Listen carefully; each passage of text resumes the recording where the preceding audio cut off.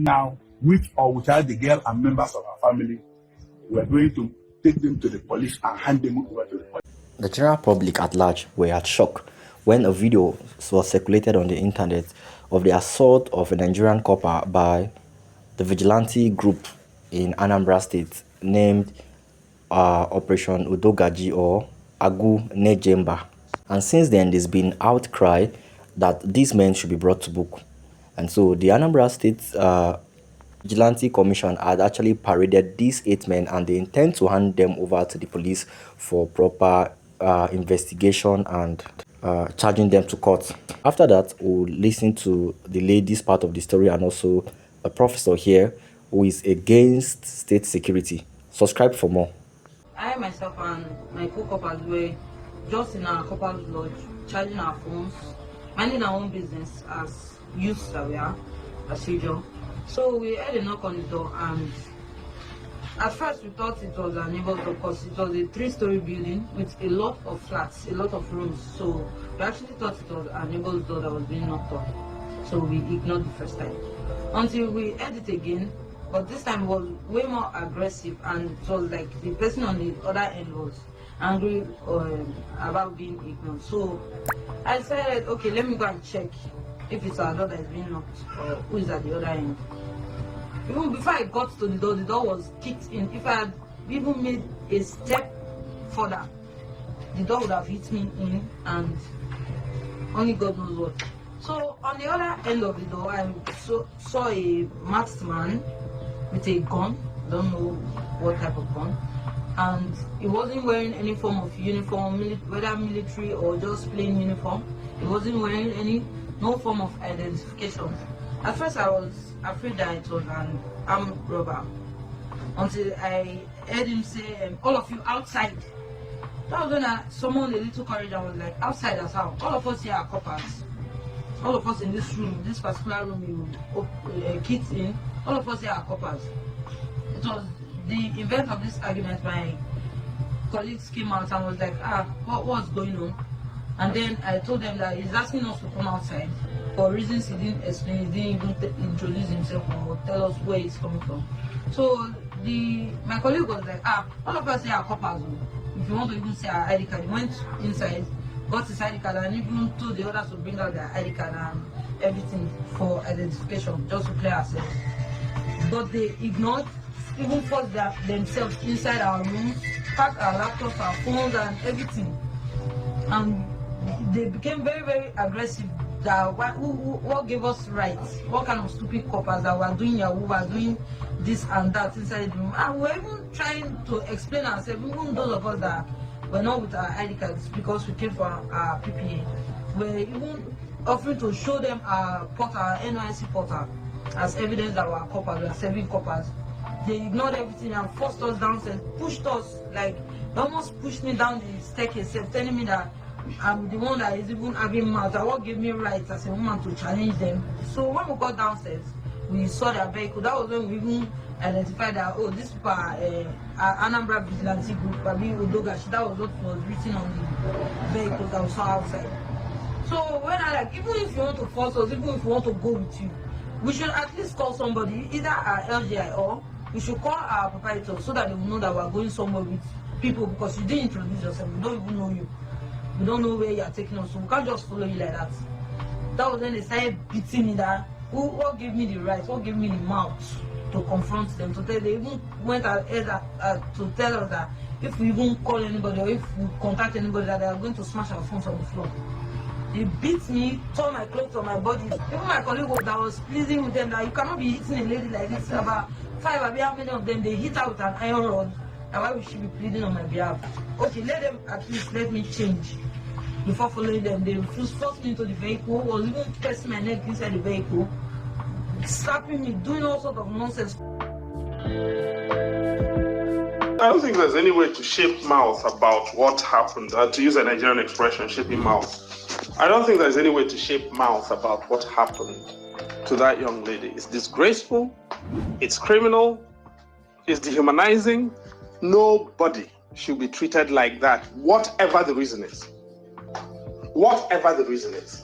And obviously, there is no reason for anyone to be treated like that. So, first of all, at least the Anambra state government has brought out 8 people whom it says we are responsible for that terrible incident, and has said they have cashiered them, they've sacked them from the Agunacheba Udogachi Vigilante, and they're handing them over to the police for criminal sanctions, for prosecution, or for investigation, I presume.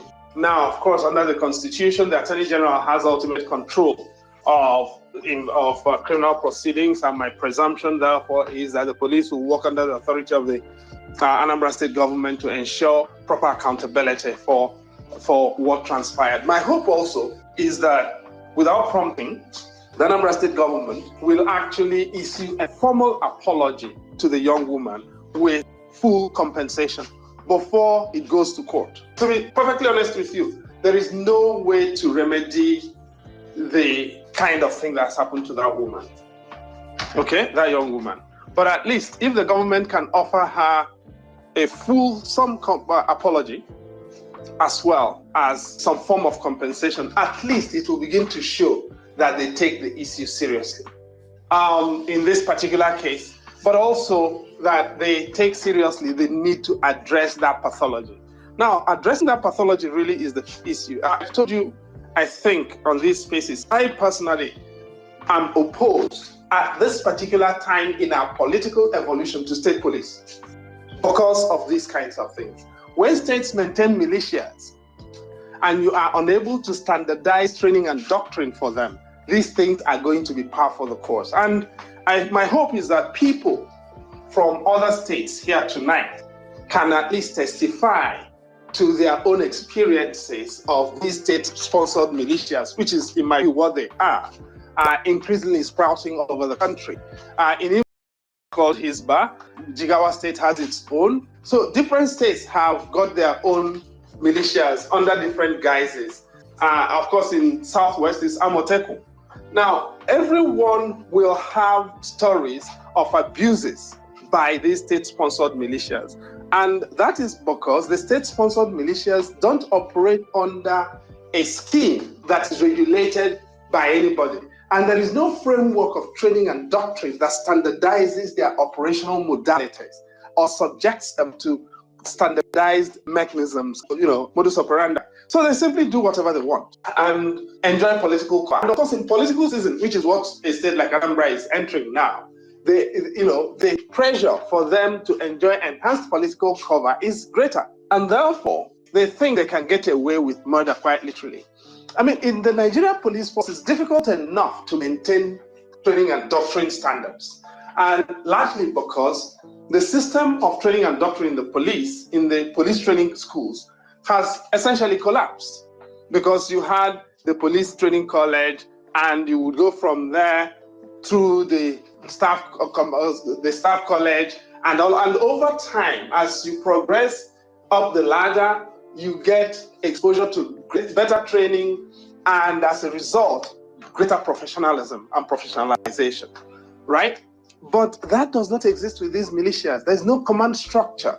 Command and control is very malleable, okay? Now, if we cannot address that, and we're saying establish state police, every state governor will control their own police to their own standards, and woe betide you the day they remember you. You will go, if you're not wearing boxers, you're finished. All your gola will be in the marketplace. This is the kind of thing that a lot of people don't realize with our emotional reaction to the idea of state police. Now, take what has happened with prisons, okay? We've relocated prisons from exclusive legislative list to concurrent list. And we've told every state, you can create your own prisons without actually reasoning through how a state runs prisons. So you take a terrorist who will be a special category threat to public security in one country. The terrorist is Nigeria. And you tell a state to keep them in their prison. The state does not have the money to maintain the kind of facilities needed to contain the terrorists. The person will wander around, wander loose, and return to society to threaten all of us. But we say, yes, it is true federalism. Everybody must own their own states, their own prisons, without reflecting respective realities in the country and its capabilities and frailties. This is my problem with this emotional reaction to state police. It all is emotionally sensible until it confronts reality, and then it breaks down, in a very terrible way. And that's exactly what's happened with this young woman. I'm not saying that is going to convince anybody, any of the advocates of state police, that the idea needs reasoning through much more rigorously. But that's exactly what it is, unfortunately. As I said, we have an emotional response as a people to the idea of state police. And Udogachi and arrangements like that, Amotekun and all of that, are responses to what is perceived widely, and in my view rightly, as a failure of security provisioning by the federal government, which, as a result of the Civil War, came to a settlement that security institutions can only be controlled by the federal government. It's what I call war trauma doctrine. Now, that settlement obviously is broken down, and we are trying to figure out how to find a suitable substitute or successor to that settlement, and we've not found one. So in that transitional period, different entities are coming up with different things, and it began, of course, with the creation of the Hisba and the introduction of hudud crimes in Zamfara State in 2001. And since that time, different states have responded differently. But the reality is that over that period, in pretty much every state, starting from Zamfara State, the experiments have not clearly, on the contrary, in most states, they have failed. Zamfara State was one of the first states to introduce, hudud crimes and Hisba. What happened? See where Zamfara State is today, right? One of the first states to adopt a vigilante law was Benue State. See where Benue State is today. Another of the first states to adopt a vigilante law was Anambra State, if you remember, under Governor Mbadinuju. Yes? And it was under Anambra State vigilante law of 2001 that they invited Bakassi into Anambra State. See what happened. See where that ended the state in. All right? So when you go through the record of our experiments in state militias, go through it logically and factually, they have not worked. They have not worked precisely because there has been no effort to standardize, no care for rigor in standardizing training, doctrine, and operational modalities, as well as provisioning. So they've run amok, become instruments for political oppression, and ultimately failed the people. And quite apart from all of that, they have increased rather than alleviated the security pathologies in each of the territories in which they were created. So why don't we spend some time and try and figure these things out and address them as design and governance issues, rather than emote our way through the situation? That seems to me to be the challenge, whether it's in Anambra or it's in any other state. From A to Z, from Anambra to Zamfara, we have exactly the same pathologies. It's not